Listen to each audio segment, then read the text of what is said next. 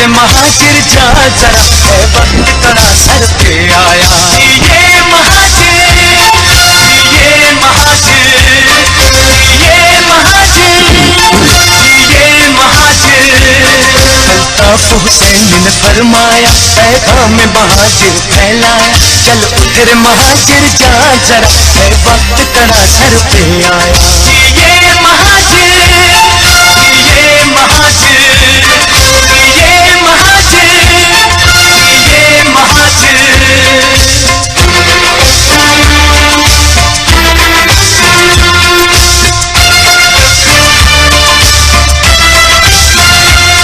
वो सब शिकन औलाद है तू, सर सैयद की औलाद है तू। जब धरती है जागीर तेरी, जब धरती है जागीर तेरी, क्यों बदली नहीं तकदीर तेरी। हर दौर में खुद को लुटवाया। चल उधर महाजिर जा जरा, है वक्त कड़ा सर पे आया। ये महाजिर, ये महाजिर, ये महाजिर, ये महाजिर। अल्ताफ हुसैन ने फरमाया, पैगाम महाजिर फैलाया। चल उधर महाजिर जा जरा, है वक्त कड़ा सर पे आया। ये महाजिर, ये महाजिर, ये महाजिर, ये महाजिर।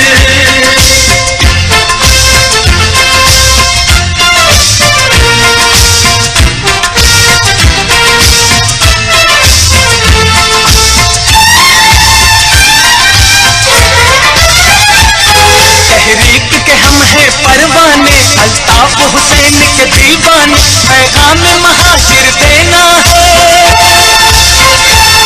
पैगाम महाजिर देना है। आयत कहीं हमको कहना है, परचम महाजिर लहराया। चल उधर महाजिर जा जरा, है वक्त कड़ा सर पे आया। ये महाजिर, ये महाजिर, ये महाजिर, ये महाजिर। अल्ताफ हुसैन ने फरमाया, पैगाम महाजिर फैलाया। चल उधर महाजिर जा जरा, है वक्त कड़ा सर पे आया। ये महाजिर, ये महाजिर, ये महाजिर, ये महाजिर, ये महाजिर, ये महाजिर, ये महाजिर, ये महाजिर, ये महाजिर, ये महाजिर, ये महाजिर, ये महाजिर। औज़ु बिल्लाहि मिनश शैतानिर रजीम, बिस्मिल्लाहिर रहमानिर रहीम। बाबाए महाजिर कौम, बानी क़ायद तरीक़ अल्ताफ हुसैन भाई, और इस वीडियो कॉन्फ्रेंस को जहाँ जहाँ देखा और सुना जा रहा है, अल्ताफ भाई के चाहने वालों, वफ़ा परस्तों, अस्सलामु अलैकुम। सबसे पहले तो इंतहाई माज़रत कि आपको इंतज़ार की ज़हमत उठाना पड़ी, और दूसरी माज़रत ये कि हमने जब वीडियो कॉन्फ्रेंस का स्टार्ट लिया तो उस वक्त कुछ टेक्निकल प्रॉब्लम्स आ गई, उसके लिए इंतहाई माज़रत। मेरे साथ दाएं जानिब डिप्टी कन्वीनर कासिम रज़ा भाई मौजूद हैं, और मेरे बाएं जानिब रुकन राब्ता कमेटी मंजूर भाई मौजूद हैं। आज इस वीडियो कॉन्फ्रेंस में हमने कुछ अहम नुकात बयान करने हैं और अपना मौक़िफ़ पेश करना है, और तारीख़ में इन बातों को रिकॉर्ड पे लाना है। जैसा कि आप सब जानते हैं कि आज 6 सितंबर है 2018, यौम दफ़ा। पूरे पाकिस्तान में गुज़िश्ता कई रोज़ से प्रिंट, इलेक्ट्रॉनिक और सोशल मीडिया पे एक तशहीरी मुहिम चलाई जा रही है, और हक़ाइक़ को मस्ख़ किया जा रहा है और तारीख़ को मस्ख़ किया जा रहा है, सच नहीं बयान किया जा रहा। हकीकत क्या है, सच क्या है, वो बयान नहीं किया जा रहा। यौम दफ़ा मनाया गया GHQ में, कई घंटों पे मुहित एक बिना का गीतमाला टाइप का प्रोग्राम पेश किया गया। दुनिया भर में जितनी भी जमहूरी हुकूमतें होती हैं और ममालिक हैं, वहाँ पर जो कौमी तकरीबात होती हैं वो उन ममालिक के सरबराहान या जमहूरी इदारे जो होते हैं वो मुनक्किद करते हैं, और उन तकरीबात में उसके मेहमान खुसूसी या उसके करता धरता जमहूरी हुकूमतें हुआ करती हैं और शख्सियात जमहूरी वो हुआ करती हैं, चाहे वो उस मुल्क का सदर हो या वज़ीर आज़म हो या जिस मुल्क में जो भी शख्सियत आईनी तौर पे उस मुमलिकत के कारोबार को चला रही होती है वो शख्सियत या शख्सियात होती हैं। मगर यहाँ पर तो एक अजीब खेल तमाशा है कि फौज, पाकिस्तान की फौज वो कौमी तकरीबात मनाती है और मनवाती है। सिविलियन गवर्नमेंट्स या सिविलियन अफराद का उससे कोई दूर दूर तक ताल्लुक नहीं होता। इमरान खान जो नया वज़ीर आज़म बना दिया गया है या बनवा दिया गया है इस फौजी इलेक्शन और सिलेक्शन के ज़रिए, वो दावे तो बहुत करता है मगर हकीकत उसके बरक्स है। आपने आज देखा कि यह है नया पाकिस्तान, और इस बात को हम खुद तस्लीम करते हैं और तारीख भी ये बताती है कि ये जो नया पाकिस्तान है या जो मौजूदा पाकिस्तान है वो यकीनन फौज नहीं बनाया। 16 दिसंबर 1971 अगर ये फौज हथियार नहीं डालती 93,000 की तादाद में, यानी इंसानी तारीख में और इस्लामी तारीख में आज तक किसी फौज ने इतनी बड़ी तादाद में हथियार नहीं डाले। अगर ये फौज हथियार नहीं डालती और सरेंडर नहीं करती तो ये इमरान नियाजी का कज़न अमीर अब्दुल्ला खान नियाजी और ये फौज बहादुर अफजर्री फौज अगर ये 16 दिसंबर 1971 को हथियार नहीं डालते तो नया पाकिस्तान या मौजूदा पाकिस्तान वजूद में नहीं आता। यह है वो तारीख। इसकी भी वजूहात बताओ कि ये हथियार तुमने क्यों और कैसे डाले, क्या वजूहात थी, और तुम्हारे जो सियाह कारनामे हैं वो भी तुम बताओ। हमीदुर रहमान कमीशन की रिपोर्ट आवाम तक लेकर आओ, मंजर-ए-आम पर लेकर आओ, और तुम्हारी फौज में जिन अफराद की वजह से सकूत ढाका हुआ, ईस्ट पाकिस्तान, मशरक़ी पाकिस्तान अलहदा हुआ, उन अफराद के नाम और चेहरे और उस रिपोर्ट में जिसका जो किरदार है वो भी लेके आओ। ऐसी एक तकरीब और मुनक्किद करो और बताओ पूरी कौम को कि तुमने हथियार कैसे डाले, क्यों डाले, कौन लोग थे, क्या वजूहात थी, ये सच भी बताओ। तहरीक अल्ताफ हुसैन भाई के चाहने वालों, वफा परस्तों, 6 सितंबर जिसको ये यौम दफा कहते हैं, फिर 7 सितंबर को तुम यौम फजाइया भी मनाते हो, तो भाई 8 सितंबर को तुम यौम बहरिया भी मना लो। उन्होंने क्या कसूर किया है? तुम जो है नगमे बना के और हर महीने दूसरे महीने कोई नया नगमा लेके आ रहे हो तुम, तो बहरिया भी अपना लेके आ रही है, तो जहाँ 2 अय्याम ये तुम मना रहे हो, वो तीसरा दे दो ना नेवी को, वो भी एक मना ले 8 सितंबर को, या जब तुम मुनासिब समझो, और अपने करतूत बताओ, अपने स्याह कारनामे बताओ। असल हकीकत जो हुई है 6 सितंबर 1965 को, वो क्या हुई है? आपने एक सुना होगा पंजाबी में मुहावरा के, जिन्हें लाहौर नहीं वेख्या वो जमिया ही नहीं। यानी इसकी उर्दू में ट्रांसलेशन कर लें कि जिसने लाहौर नहीं देखा वो पैदा ही नहीं हुआ। और शायद यही वो तुम्हारा स्लोगन या नारा था जिसकी बुनियाद पर वो एक तस्वीर मैं इंजीनियर साथियों से दरख्वास्त करूंगा कि वो दिखाएं, जो बरकी थाना लाहौर है, ज़िला लाहौर। ये देखिए थाना बरकी है, ज़िला लाहौर। ये 1965 की जंग की जो 6 सितंबर को यौम दफ़ा तुम मनाते हो, ये उस वक्त की तस्वीर है। इसका जवाब दो कि ये भारतीय फौज लाहौर में क्या करने आई है, क्या कर रही थी? कि तुमसे झप्पियां पाने आई थी, क्या करने आई थी? ये भारतीय फौज उसी नारे के तहत जो तुम लगाते हो, जिन्हें लाहौर नहीं बेचा हो जमिया ही नहीं, उन्होंने आके ये दिखाओ, तुम कौम को बताओ और इस तस्वीर का जवाब दो।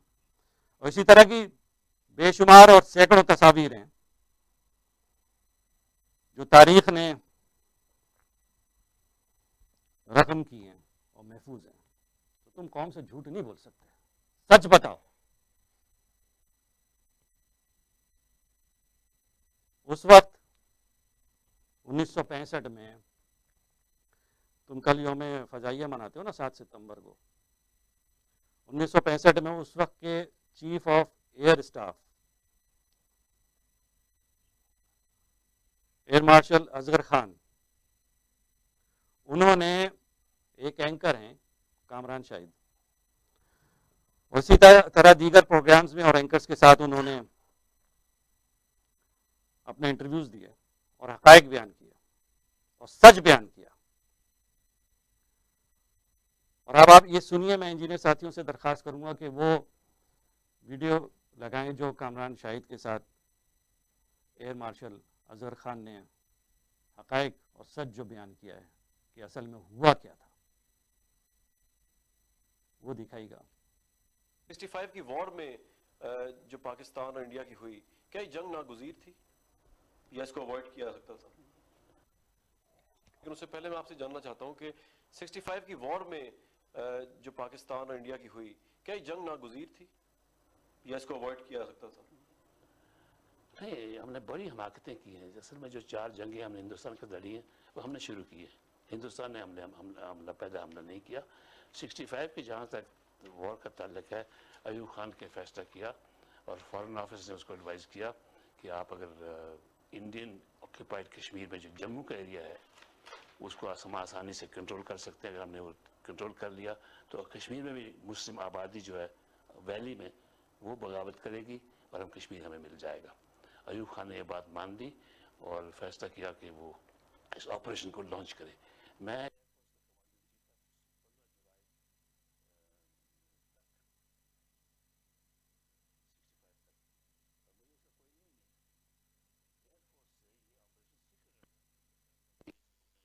शायद ये कोई लीक ना कर दे, कम लोगों को पता हो तो बेहतर है। मुझे बिल्कुल कमांडर इन चीफ की हैसियत से इल्म ही नहीं था इसका, तो मैंने छोड़ दिया एयरफोर्स को। छोड़ के जब मुझे भेजा गया PI में गया तो मैंने अखबार में पढ़ा कि टैंक्स भेजे गए हैं जम्मू के पीछे अखनूर के इलाके में।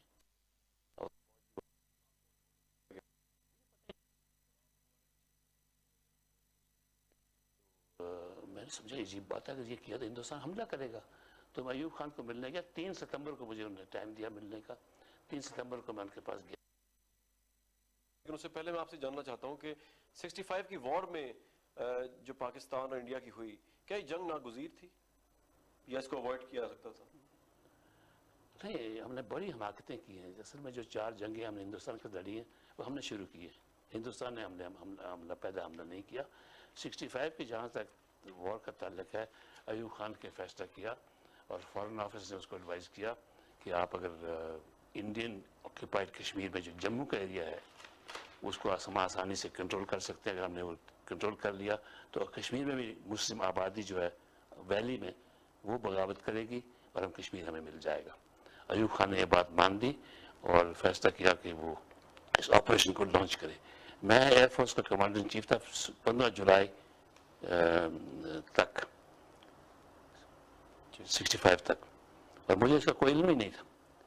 एयरफोर्स से ये ऑपरेशन सीक्रेट रखा गया। उनका ख्याल था कि ये जो लोग हैं एयरफोर्स वाले शायद ये कोई लीक ना कर दे, कम लोगों को पता हो तो बेहतर है। हमें मुझे बिल्कुल कमांडर इन चीफ की हैसियत से इल्म ही नहीं था इसका। मैं गया तो मैंने अखबार में पढ़ा कि हमारे टैंक्स भेजे गए हैं जम्मू के पीछे अखनूर के इलाके में और फौज भी वहां। आपको और बोर्ड ही नहीं किया गया? मुझे पता ही नहीं था।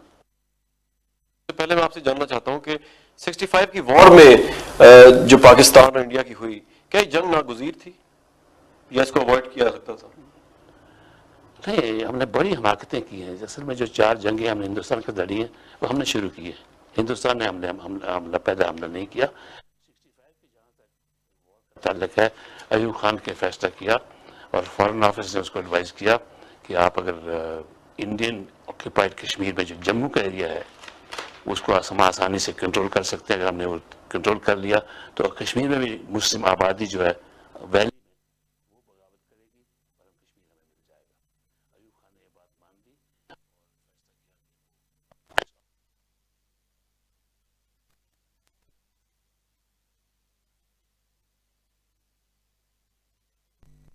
फैसला किया तक, और मुझे इसका कोई इल्म ही नहीं था। एयरफोर्स से ये ऑपरेशन सीक्रेट रखा गया। उनका ख्याल था कि ये जो लोग हैं एयरफोर्स वाले शायद ये कोई लीक ना कर दे, कम लोगों को पता हो तो बेहतर है।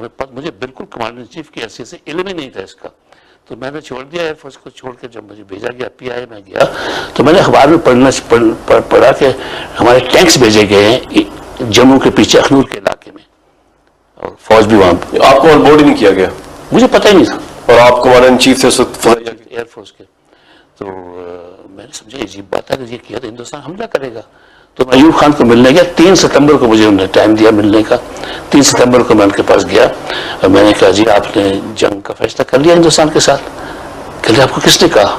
मैं किसी ने नहीं कहा, मगर मैं अखबार में पढ़ता हूँ कि फौज अपने भेजी है अखनूर के एरिया में जम्मू के पीछे और टैंक्स भी गए हैं। इंडिया अटैक करेगा और अटैक करेगा पंजाब में लोअर सेक्टर में। कहते तो नहीं हमारा ये प्रिसीजन नहीं है। मुझे फॉरेन ऑफिस ने एश्योर किया कि ये नहीं होगा। मैंने कहा जी कमाल है, मुझे नहीं समझ आती क्यों नहीं होगा। 3 तारीख को मैंने एक 6 तारीख को हिंदुस्तान ने हमला कर दिया। तो अजहर खान साहब आपसे वो झूठ बोल रहे थे अयूब खान साहब उस वक्त? नहीं झूठ नहीं बोला, उनका अंदाजा था कि नहीं। आप पे ट्रस्ट क्यों नहीं कर रहे थे उस वक्त? मुझ पे ट्रस्ट नहीं। वो समझते एयरफोर्स के लोग हैं, ये नौजवान है, पता नहीं ये कोई लूज स्टॉक ना हो, बात निकल ना जाए, कम से कम लोगों को इसका इल्म होना चाहिए। तो जुलाई और अगस्त के दरमियान, अगस्त के आखिरी हफ्ते में मेरे ख्याल में लॉन्च किया अटैक। अयूब खान साहब की जो डायरीज है उसमें उन्होंने ये भी आप पे इल्जाम लगाया कि जब ये रन ऑफ कच्छ में वॉर चल रही थी तो उस वक्त जो है आपने अपने काउंटर पार्ट अर्जुन सिंह जो थे फजाइया के चीफ इंडिया में, आपने उनको सीक्रेटली फोन किया और आपने उनसे कहा कि फजाइया पाकिस्तान की और इंडिया की उसको इस कॉन्फ्लिक्ट से दूर रहना चाहिए और हमें जो इसमें न्यूट्रल रहना चाहिए। आप समझते हैं कि ये मुनासिब एटीट्यूड था फजाइया? बिल्कुल मुनासिब था। पहली बार सीक्रेटली कोई टेलीफोन नहीं होता, ना आज होता है ना तब होता है। बस एक टेलीफोन करते हैं, टेलीफोन लाइन के थ्रू जाती है, सब सुनते हैं। मैंने अर्जेंसी को टेलीफोन किया। बात यह है कि जंग जो शुरू हुई थी इसलिए शुरू हुई कि वो कुछ बॉर्डर लाइन पे कुछ तनाजा था, आगे कुछ पाकिस्तान की एरिया कंट्रोल कर दिया। अयूब खान ने फैसला किया कि अटैक करेंगे ना, लड़ाई शुरू होगी। अब वो जो एरिया था जहाँ जंग थी हमारे रेंज से बाहर था, हवाई जहाज बाहर नहीं था, मगर हम लोग 5, 10, 15 मिनट के लिए वहां जा सकते थे, फिर वापस आना पड़ता था। वहां से दूर था, कराची से बहुत दूर था, हिंदुस्तान की एयर बेसिस के नजदीक था। वो वहां पूरी फोर्स के साथ अटैक कर सकते थे। तो मैंने सोचा अगर एयर फोर्सेस एम्प्लॉय हुई वहां तो हम वहां फौज की मदद नहीं कर सकेंगे, बहुत कम 5-10 मिनट के लिए ऑपरेट करके वापस आना पड़ेगा क्योंकि फासला बहुत ज्यादा है, प्रॉब्लम आएगा, पेट्रोल खत्म हो जाएगा, वापस आना पड़ेगा। इसलिए आपने फोन किया उनको? इसलिए मैंने सोचा एयरफोर्स ना इस्तेमाल हो। मैं इंजीनियर साथियों से ये दरख्वास्त करूंगा कि पहले वो तस्वीर दिखा रहे हैं जो इस इमरान खान नियाजी के कज़न ने जो हथियार डाले थे, जो फौज ने नया पाकिस्तान बनाया, मौजूदा पाकिस्तान बनाया 16 दिसंबर 1971 को। ना ये हथियार डालते, ना नया पाकिस्तान, ना मौजूदा पाकिस्तान वजूद में आता।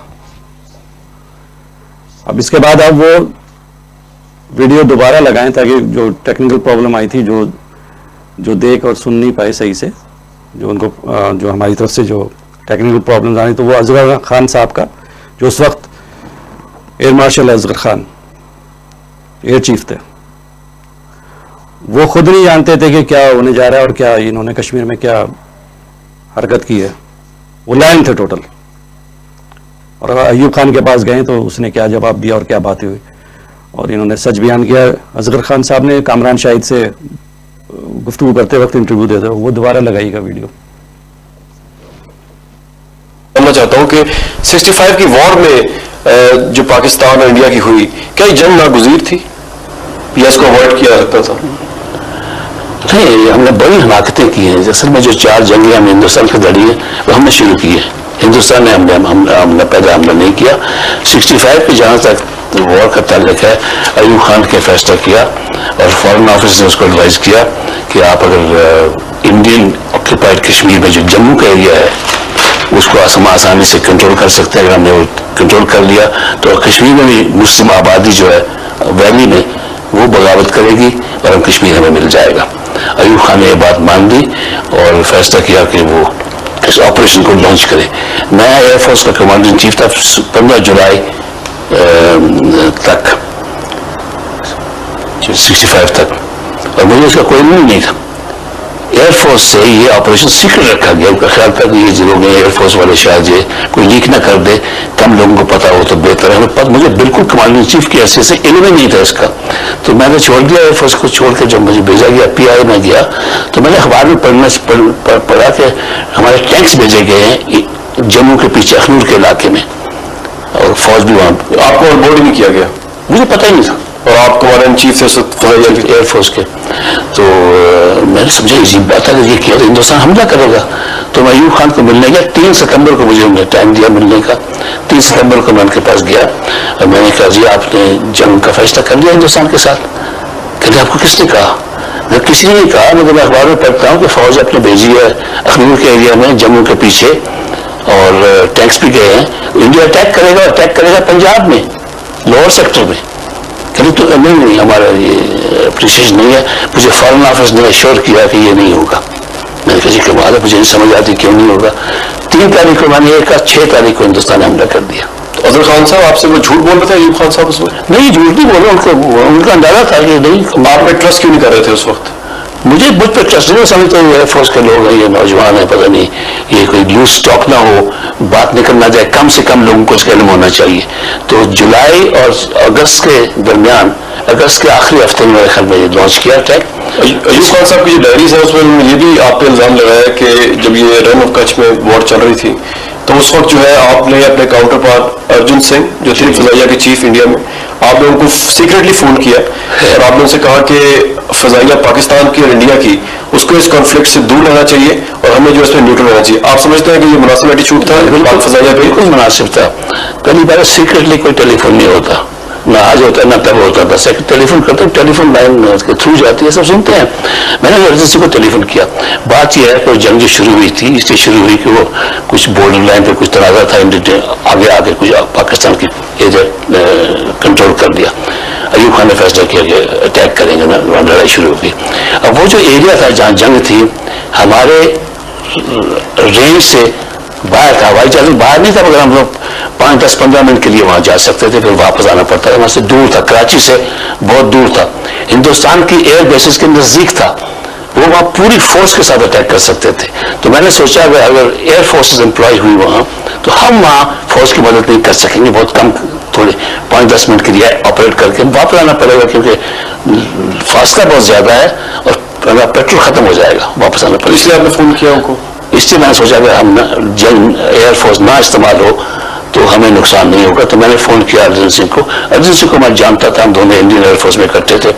तो वो एयरफोर्स का चीफ था। मैंने कहा देखिए ये फौज की जंग हो रही है, अगर आपने एयरफोर्स इस्तेमाल की तो हम अपने आप को लिमिट नहीं करेंगे इससे, हम कहीं भी जाएंगे, बॉम्बे भी जा सकते हैं, दिल्ली भी जा सकते हैं, जहां मर्जी जाएंगे। ये फुल स्केल आपकी धमकी देते मुतासिर हुए कि उन्होंने मेरी बात ये कहा, उन्होंने कहा देखिए ये तो गवर्नमेंट का मामला, मेरा डिसीजन नहीं, मैंने कहा मैं जानता हूँ, आप गवर्नमेंट को एडवाइस करें। अगर वो फुल स्केल वॉर चाहते हैं पाकिस्तान के साथ, एयरफोर्स लिमिट नहीं होगी इस एरिया में, ये जाएगी जहां मर्जी जहां जाएंगे। तो उन्होंने अपने गवर्नमेंट को कहा, और फिर मुझे नहीं पता क्या हुआ वहां, एयरफोर्स की इस्तेमाल नहीं हुई, और मैं समझता हूँ हमारी फौज बच गई, वरना तबाह होती वहां फौज।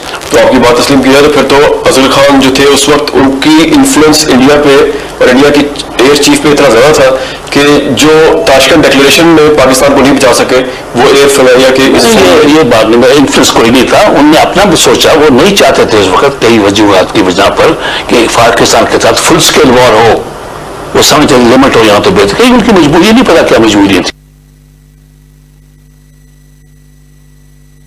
आपने वीडियो देखी एयर मार्शल असगर खान, और जो सच था उन्होंने बयान किया, तारीख के रिकॉर्ड पे लेके आए। मगर ये सच आज के दौर में बताया नहीं जाएगा, ना दिखाया जाएगा।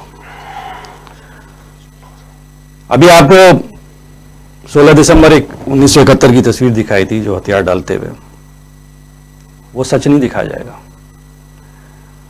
जो हकीकत है वो नहीं दिखाई जाएगी। फरमा रहे हैं कि जनाब जो हमारा मशरक़ी बाजू है जो कट गया, वो दुश्मन की साजिश की वजह से कट गया। तुम अपनी नाअहली की वजह से नहीं बता रहे कि तुम्हारी नाअहलियों और अय्याशियों की वजह से और नॉन प्रोफेशनलिज्म की वजह से मशरक़ी बाजू कटा। ये जो पाकिस्तानी फौज के जनरल होते हैं, ये कभी भी महाज जंग पर सिपाहियों के साथ नहीं होते, इसलिए किसी भी जंग में कोई जनरल नहीं मारा जाता। ये पाकिस्तान की हिस्ट्री है। हाँ, अलबत्ता किसी भी जंग के नाम पर इनाम लेना हो, तमगा लेना हो, तो इसमें जनरल सबसे आगे आगे होते हैं और सिपाहियों का नामो निशान नहीं होता। या फिर दूसरी तरफ जनरल हथियार डालने के वक्त आगे आगे होते हैं, वो भी अपनी नाम नमूद के लिए, ताकि उनकी तस्वीर वीडियोज आए, उनकी शोहरत हो, चाहे हथियार डालने की वजह से क्यों ना हो। तो यही हमें दफा सच बताओ कि 48 हो के 65 हो के 71 हो कि कारगिल हो के सियाचिन हो, या जो भी तुमने हरकतें की हैं, सारी की सारी जंगें तुमने हारी हैं। मैं इंजीनियर साथियों से कहूंगा कि फिर वो दिखाएं वो तस्वीर, जो ये इस तस्वीर का जवाब दे कि ये इंडियन फौज थाना बरकी जिला लाहौर में क्या कर रही है।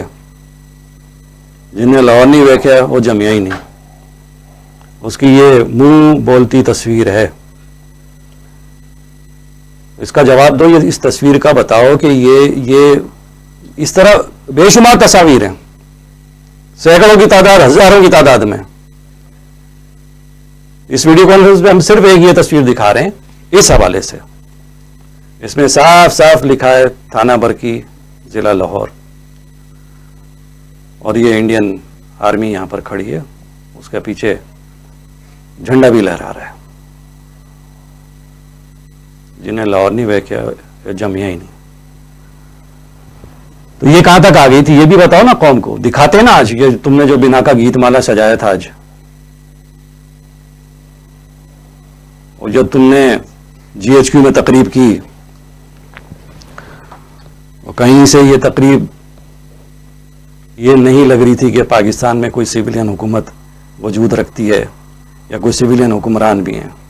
जाहिर है कि जो 25 जुलाई को जो तुमने गुल खिलाए और जिनको तुम लेके आए, जो फौजी सिलेक्शन तुमने कराया, ढकोसले इंतखाबात, फौजी इंतखाबात जो तुमने कराए, वो इसी तरह की हुकूमतें आएंगी और इसी तरह के लोग आएंगे और तुम्हारे कहने पे आके बैठ जाएंगे और खूब नाच गाना देखेंगे। दुनिया में किसी भी जमहूरी मुल्क में या माशरे में ऐसा नहीं होता है कि तुमने आज तमाशा लगाया। तरीक अल्ताफ हुसैन भाई के चाहने वालों, वफा परस्तों,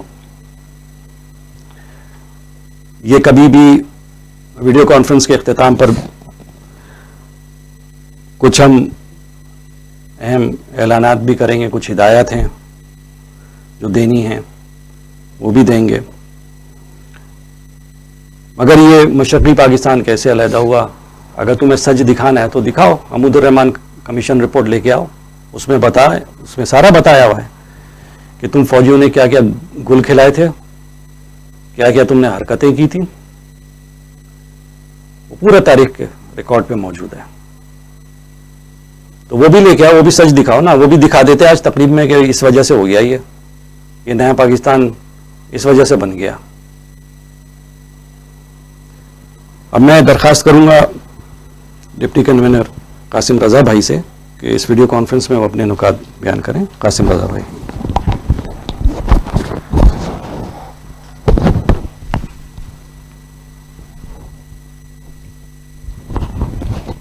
औज़ु बिल्लाहि मिनश शैतानिर रजीम, बिस्मिल्लाहिर रहमानिर रहीम। वाजिबुल एहतराम माओ, बहनों, बेटियों, बुजुर्गों, अजीज तहरीकी साथियों, अस्सलामु अलैकुम। आप तमाम तहरीकी साथी इस बात से बखूबी वाकिफ हैं कि बाबाए मुहाजिर कौम मोहतरम कायदे तहरीक जनाब अल्ताफ हुसैन भाई को सियासत से माइनस करने की साजिशें, इन साजिशों के ताने बाने कहां बुने गए और इस मकरूह और घिनौनी साजिश में सहूलतकारी करने वाले मुहाजिर कौम के गद्दारों ने, बेशर्मों ने, बेगैरतों ने, एहसान फरामोशों ने, महाजिर शहदा के लहू का सौदा करने वाले कम ज़र्फों ने क्या क्या घिनौना किरदार अदा किया है, वो एक एक करके आप तमाम माओ, बहनों, बुजुर्गों, नौजवान साथियों के सामने आता रहा है। गुज़िश्ता लेक्चर में कायदे तहरीक जनाब अल्ताफ हुसैन भाई ने वाज़ेह अल्फाज में कहा कि वो करप्ट, सफ़ाक और जालिम जर्नलों और फौजी अफसरान के खिलाफ है और सरहदों पर अपने अहले खाना से दूर मुल्क और कौम की हिफाजत करने वाले गरीब सिपाहियों की, नॉन कमीशन्ड अफसरान की और ईमानदार फौजी जर्नल और फौजी अफसरान की वो इज्जत करते हैं, उन्हें सैल्यूट करते हैं। हम भी बाबा मुहाजिर कौम कायदे तहरीक जनाब अल्ताफ हुसैन भाई की तालीम, तरबियत के मुताबिक फौज के गरीब सिपाहियों को इज्जत और एहतराम की निगाह से देखते हैं, फौज के ईमानदार अफसरान को इज्जत की निगाह से देखते हैं। इसी तनाजुर में मुहाजिर कौम का यह गद्दार, बाबा मुहाजिर कौम के एहसानात को फरामोश करने वाला बेगैरत खालिद गैर मकबूल आज 6 सितंबर के सिलसिले में कराची के किसी इलाके में गया और एक फौजी सिपाही जो शहीद हो गए उनके लवाहिकीन से जाके उसने मुलाकात की। बहुत अच्छी बात है, लेकिन इस बेशरम और बेगैरत और इसके हमनवाओं को सोचना चाहिए कि जिन मुहाजिर शहदा की बदौलत तुम बार बार इलेक्शन में कामयाब होते रहे, उन शहदा के घरों पर तुमने कितने दौरे किए, मुहाजिर कौम के शहीदों के अहले खाना की तुमने कितनी खबरगिरी की, मुहाजिर कौम के शहदा के यतीम बच्चों के सर पर कितनी बार हाथ रखा, बेवाओं की कितनी मदद की, शहीदों के बूढ़े वालिदैन की कितनी खबरगिरी की, कितनी दिलजोई की। तुम कम ज़र्फ, कम नस्ल, बेगैरत, ऐसी घिनौनी ज़हनियत के मालिक हो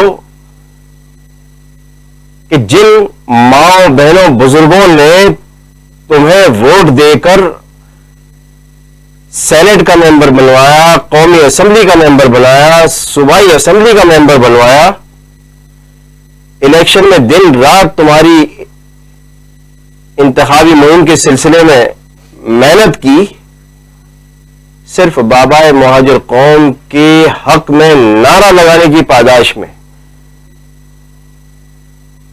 फारूक सत्तार और तुम सब बेगैरत मीडिया पे आके कहते रहे कि ये शरपसंद है। यानी मुहाजिर कौम की माएं, बहनें, बेटियां, बुजुर्ग, नौजवान ये शरपसंद है। और यही नहीं बल्कि इस कम नस्ल बेगैरत ने यहां तक कहा कि अगर रेंजर्स हमारा साथ दे तो पहले हम खुद इनकी फेंटी लगाएं और फिर इन्हें रेंजर्स के हवाले करें। ये मीडिया पर रिकॉर्ड है ये अल्फाज।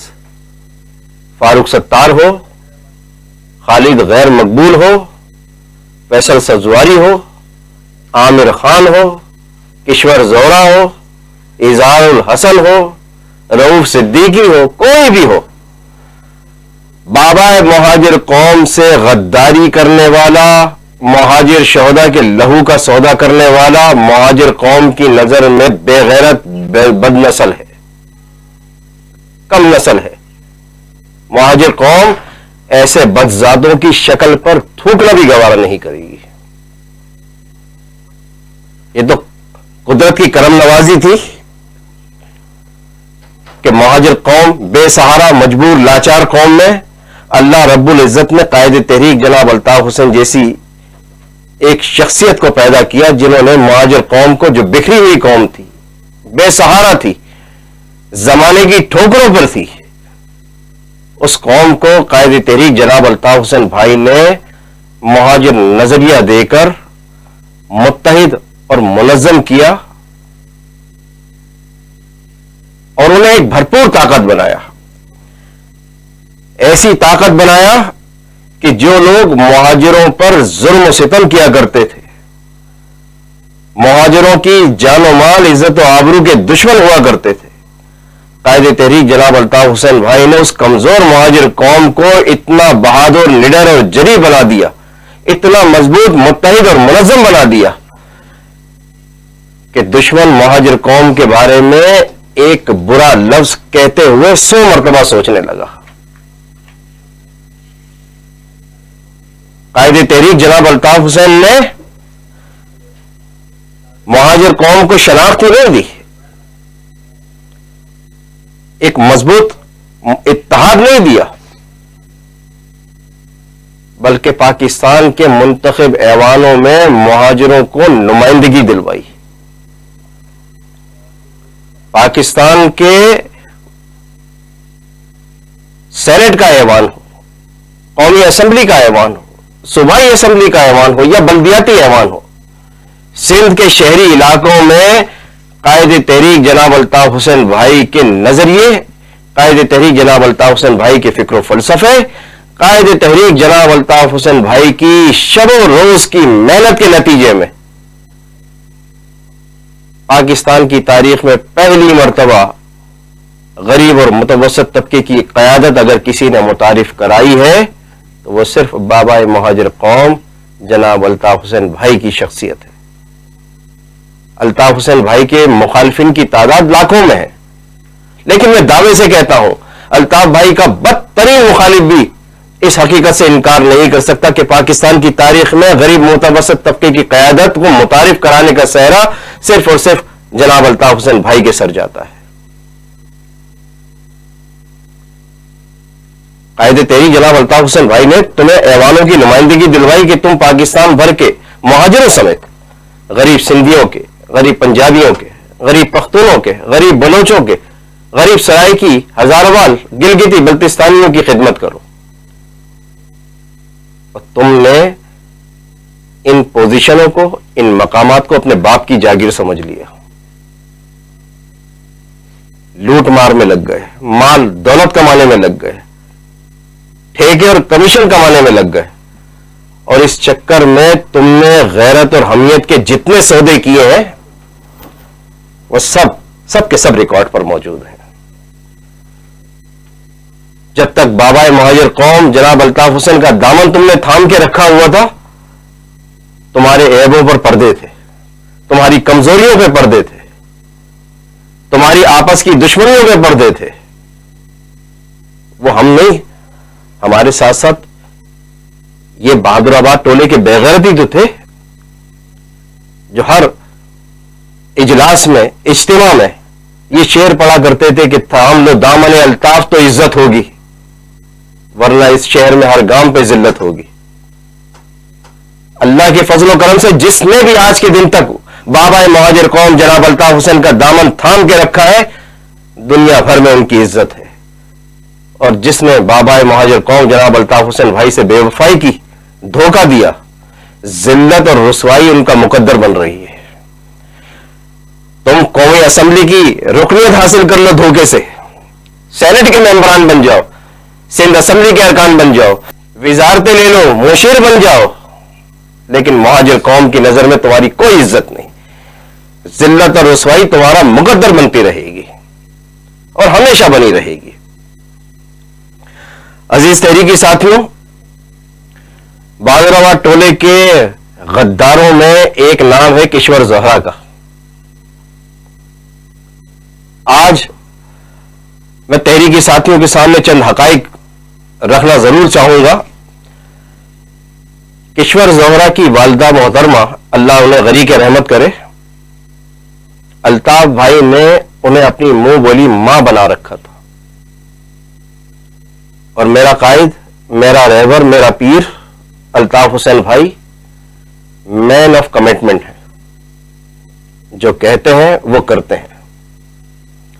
अल्ताफ भाई ने किश्वर ज़ोहरा की वालिदा को मां नहीं कहा, बल्कि सगी औलाद की तरह उनकी खिदमत की।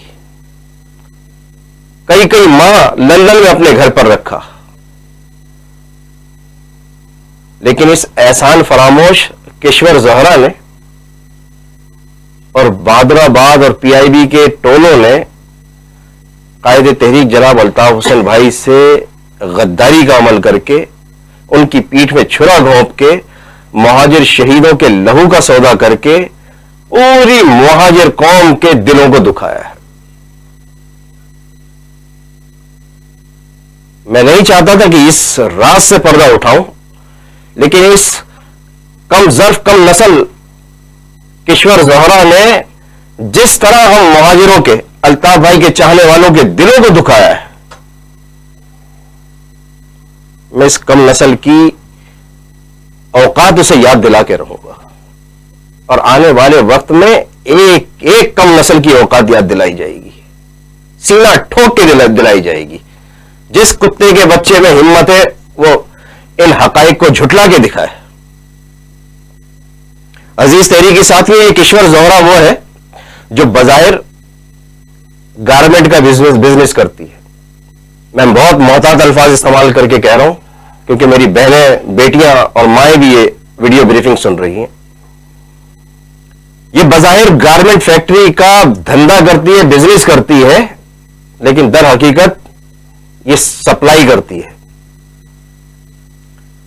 न जाने कितनी मासूम लड़कियों की जिंदगियां इसने तबाह कर डाली हैं। मेरा ईमान है, जिन जिन मासूम लड़कियों की जिंदगी इस बेगैरत कम नस्ल ने तबाह की है, उनकी आहें और बद्दुआएं कब्र तक इस कमीनी का पीछा नहीं छोड़ेंगी। किसी और को तो छोड़िए, इसकी अपनी सगी भावज, इसके भाई की बीवी, वो इसकी घिनौनी हरकतों से तंग आकर अपना घर छोड़ के चली गई। वो सोम सलात की पाबंद, मैं खुद गवाह हूं, मेरे साथ इंटरनेशनल सेक्रेटेरिएट के साथी गवाह हैं। इंतहाई बाकिरदार खातून, इंतहाई शरीफुल नफ्स, जिसने अपनी सास की खिदमत करने में, यहां लंदन में भी अपनी सास की खिदमत करने में कोई कसर बाकी नहीं रखी। इस किश्वर ज़ोहरा ने उसे इतना बदज़न किया, इतना परेशान किया, उस पर इतना दबाव डाला कि वो घर से भागने पर मजबूर हो गई और इसने अपने मियां को तलाक दी और पाकिस्तान के किसी दूसरे सूबे में जाकर शादी करके अपनी अलग जिंदगी बसा ली। तो बहादुराबाद टोले के कम ज़र्फों, कम नस्लों, जब तक तुम किसी काबिल नहीं थे तो कायदे तहरीक जनाब अल्ताफ हुसैन भाई ने तुम्हें संवारा। तुम रास्ते के पत्थर थे, अल्ताफ हुसैन भाई ने तुम्हें तराशा, तुम्हें नाम दिया, मकाम दिया, इज्जत दिलवाई, शोहरत दिलवाई। लेकिन तुम सब बेगैरत कम नस्ल अपने मौसिन को ही धोखा दे गए। याद रखना, जैसा करोगे वैसा भरोगे। फारूक सत्तार तो आज रांदे दरगाह हो गया, ऐसा धोबी का कुत्ता बना जो घर का रहा ना घाट का रहा। लेकिन तुम लोग ज्यादा खुशगवार मत रहना, बहुत जल्द तुम्हारा भी यही अंजाम होने वाला है। तुम भी कहीं मुंह दिखाने के काबिल नहीं रहोगे।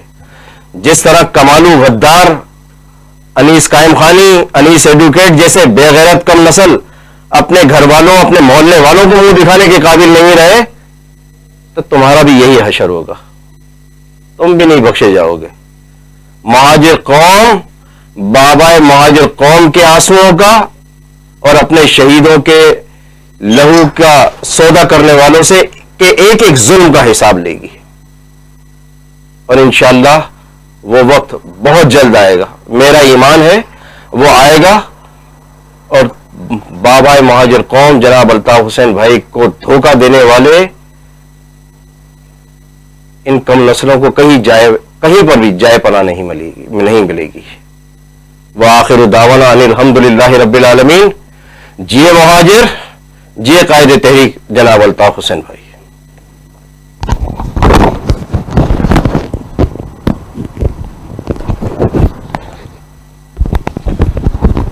शुक्रिया कासिम भाई। अब मैं दरख्वास्त करूंगा रुकन राब्ता कमेटी मंजूर भाई से कि वो इस वीडियो कॉन्फ्रेंस में अपने नुकात बयान करें। मंजूर भाई।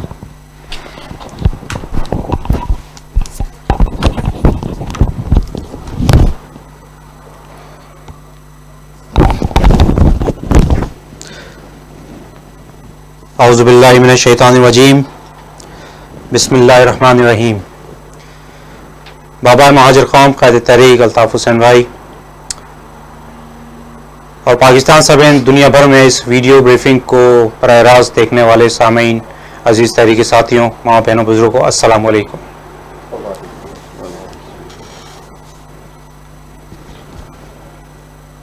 अजीज तहरीकी साथियों,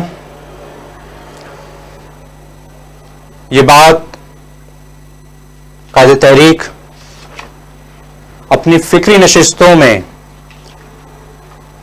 दर्जनों बार दोहरा चुके हैं, हमें बता चुके हैं, तारीखी हकायक और हवालों के जरिए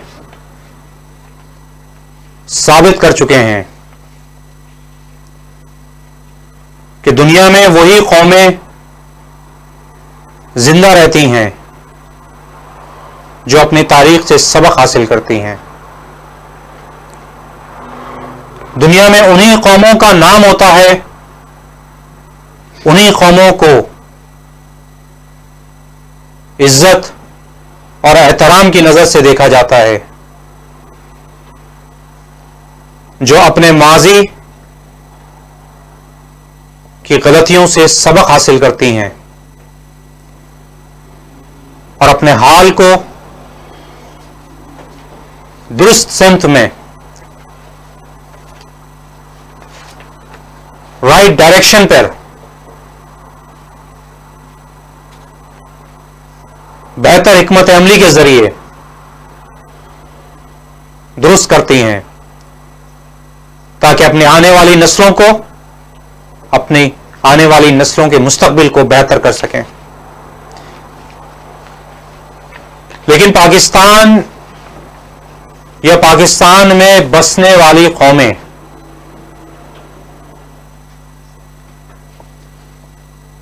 शायद तारीख के इस फलसफे से, इस तल्ख हकीकत से वाकिफ नहीं है, और खास तौर पर पाकिस्तान की एस्टैब्लिशमेंट, पाकिस्तान के अरबाब इख्तियार इस तारीखी फलसफे, इस तारीखी कुलिये से वाकिफ नहीं कि जो कौमें अपनी शिकस्त, अपनी गलतियों से सबक हासिल नहीं करती हैं, वो नेस्त नाबूद हो जाती हैं। हमें कई हजार साल कबल अरस्तु, अफलातून, सुकरात के अक़वाल हम तक पहुंच गए हैं।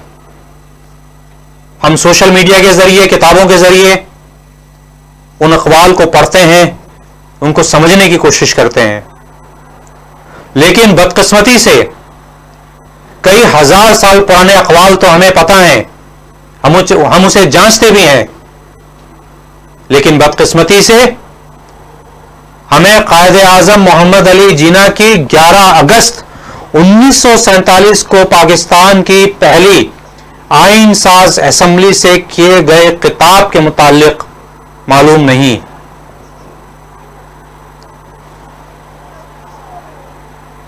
हमें कई हजार साल कबल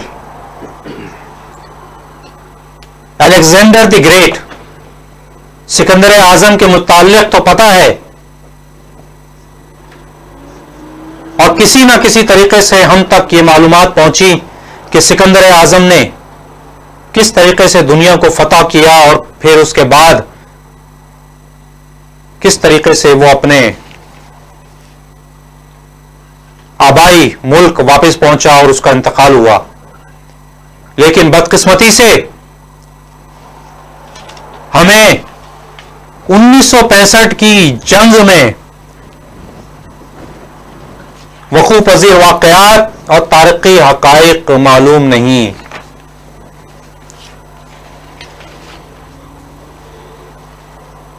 हम तक हिंदुस्तान की एक नामवर तारीख़ी हस्ती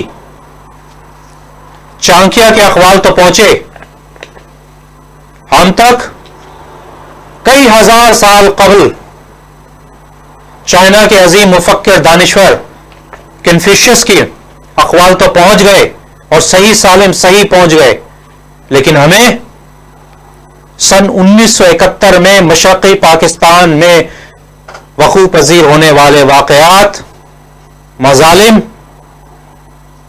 और पाकिस्तान की फौज की शिकस्त के असबाब नहीं पहुंच सके।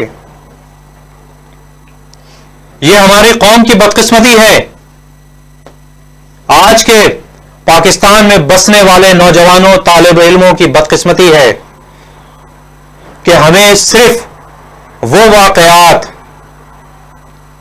हमें सिर्फ तस्वीर का वो रुख दिखाया जा रहा है जो पाकिस्तान के अरबाब इख्तियार और उन अरबाब इख्तियार पर मुसल्लत जर्नलों के इमेज को बेहतर बनाने के लिए,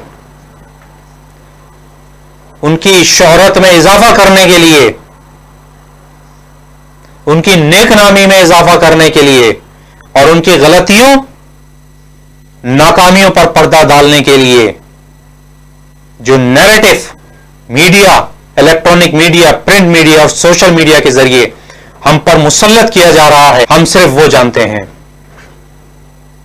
आज का तालिब इल्म हमूदुर रहमान कमीशन रिपोर्ट से आगाह नहीं। आज का तालिब इल्म ज्यादा पुरानी बात नहीं, कारगिल की जंग और इस शिकस्त से आगाह नहीं।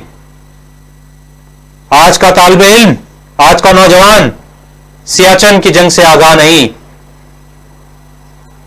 लेकिन आज के तालिब इल्म को, आज के नौजवान को, आज की मां, बहन, बेटी, बुजुर्ग को सिर्फ और सिर्फ नए नए तरानों में, नए नए नगमों में लगा दिया गया और उसे एक इतनी बड़ी अचीवमेंट बनाकर पेश किया जा रहा है कि अगर ये तराने नहीं सुने और सोशल मीडिया पे अगर आगे नहीं बढ़ाया तो खुदा न खास्ता पाकिस्तान की सालमियत को खतरात लाक हो जाएंगे। हमारे सामने वो नैरेटिव बिल्ड किया जा रहा है कि हम एक शराब में, एक ख्वाबो ख्याल की दुनिया में मगन हो जाएं और हकायक से हमारी नजरें हट जाएं। होना तो यह चाहिए था कि जब कोई बड़ा दिन मनाया जाता है, कौमों की जिंदगी में कोई बड़ा दिन होता है, तो उन हकायक को मंजर आम पे लाया जाता है, उन कमजोरियों से आगाह किया जाता है, ताकि कौम के नौजवान उन कमजोरियों को देखें, जांचें, उनसे सबक हासिल करें और आने वाले वक्त का, आने वाले हालात का से आगाह हो सकें।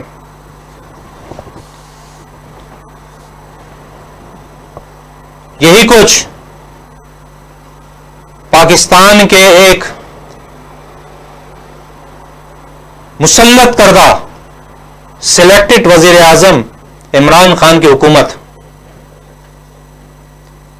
हालांकि ज्यादा अरसा नहीं हुआ, चंद हफ्ते गुजरे हैं, लेकिन right from the beginning, right from the first day, पहले दिन से ही कौम की आंखों में धूल झोंकने का सिलसिला जारी है। पहले बताया गया कि अमरीकी वजीर खारजा माइक पोम्पियो ने इमरान खान को फोन किया और कहा, मुबारकबाद दी, ताल्लुकात बेहतर बनाने पर जोर दिया और बहुत सारी बातें की, और इमरान खान ने अपने बयान के जरिए आगाह कर दिया।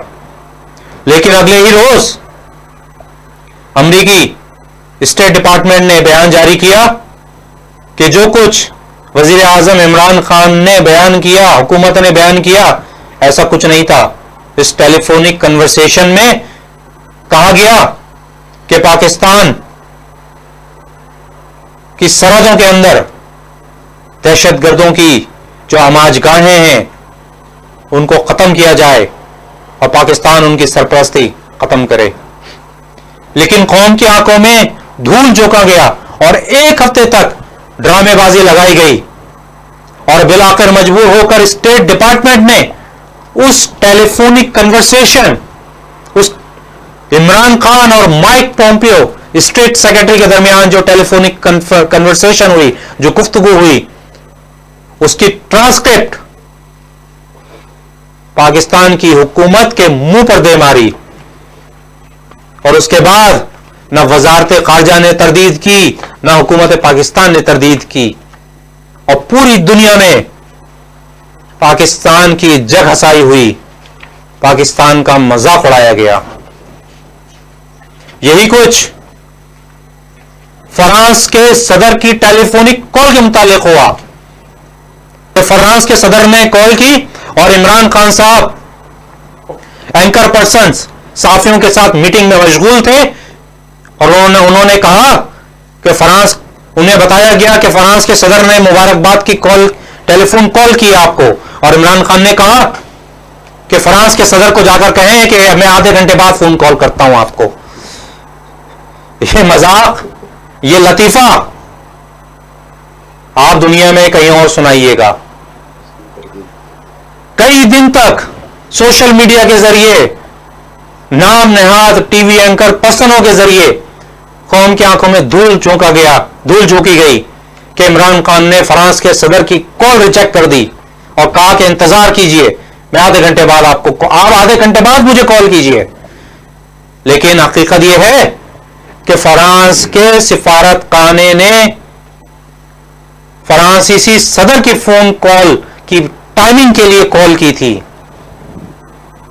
और पूरी दुनिया में पाकिस्तान का तमाशा बनाया गया, मजाक बनाया गया, लतीफा बना दिया गया पाकिस्तान की सिफारती हिकमत अमली को, डिप्लोमेटिक स्ट्रेटेजी को। और बाजों ने यह तक कहा कि बंदर के हाथ में अदरक आ गया है, या किसी ने कहा बंदर के हाथ में नारियल आ गया है। अब बात यहीं खत्म नहीं होती। आप हुकूमत पाकिस्तान की सिफारती हिकमत अमली मुलाहिजा कीजिए कि दुनिया की सबसे बड़ी सुपर पावर अमेरिका के वजीर खारजा का दौरा दौरे की डेट फिक्स होती है। और जिल्लत और रुसवाई देखिए कि वजीर खारजा माइक पॉम्पियो अपने दौरे से आने से, पाकिस्तान पहुंचने से चंद दिन कबल पाकिस्तान की $300 मिलियन की इमदाद मंसूख कर देते हैं। पेंटागन बयान जारी करता है कि $300 मिलियन अब पाकिस्तान को नहीं मिलेंगे।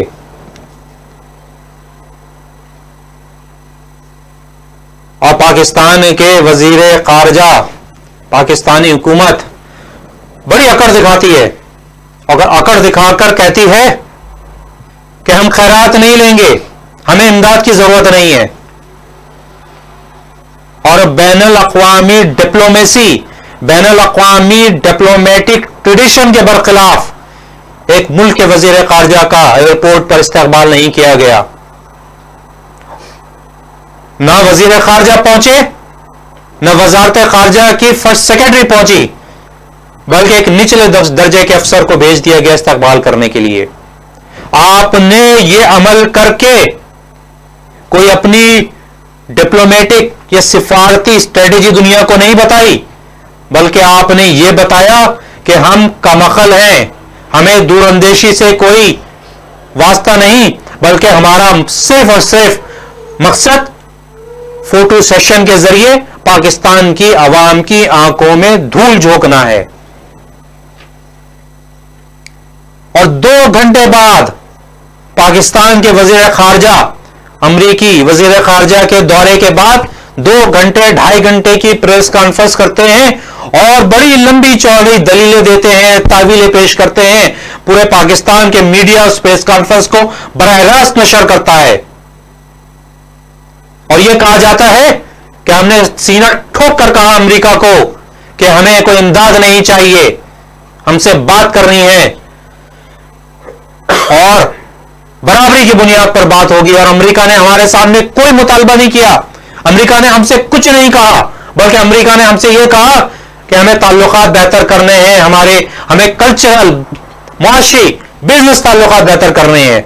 झूठ झूठ झूठ। वजीर खारजा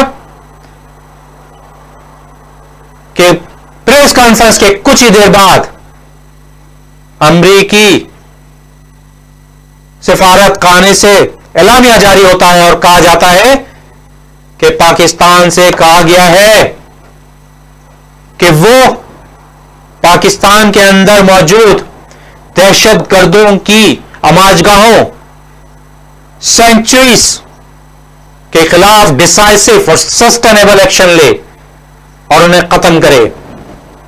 आप किसके आंखों में धूल झोंक रहे हैं? आपको जिल्लत और रसवाई मिल रही है दुनिया में। इमरान खान साहब, आप तो बड़े जोर शोर से कहते थे कि हम इमदाद नहीं लेंगे, हम डिक्टेशन नहीं लेंगे, हम अपने पांव पे खड़े होंगे। आप में हिम्मत है, आप में जुर्रत है, तो आप कहिए कि आप IMF के सामने खैरात का, भीख का कशकोल लेकर नहीं जाएंगे। आप में हिम्मत है तो आप बताइए कि IMF से, इंटरनेशनल मॉनेटरी फंड से जो 12 बिलियन, 12 अरब डॉलर की आपकी नेगोशिएशंस हो रही है, आप उसके खात्मे का ऐलान करें। आप ये कहें कि हम खुददार कौम हैं, हम बागैरत कौम हैं। आप ये कहिए कि हम चाइना से CPEC के नाम पर 62 बिलियन के कर्जे नहीं लेंगे, हम अपने बलबूते पे करेंगे। आप कौम की आंखों में धूल झोंक रहे हैं, आप बेवकूफ बना रहे हैं। आप चंद गाड़ियां, चंद दर्जन गाड़ियां खड़ी करके कहते हैं कि हम वजीर आजम हाउस की गाड़ियां नीलाम करने वाले हैं।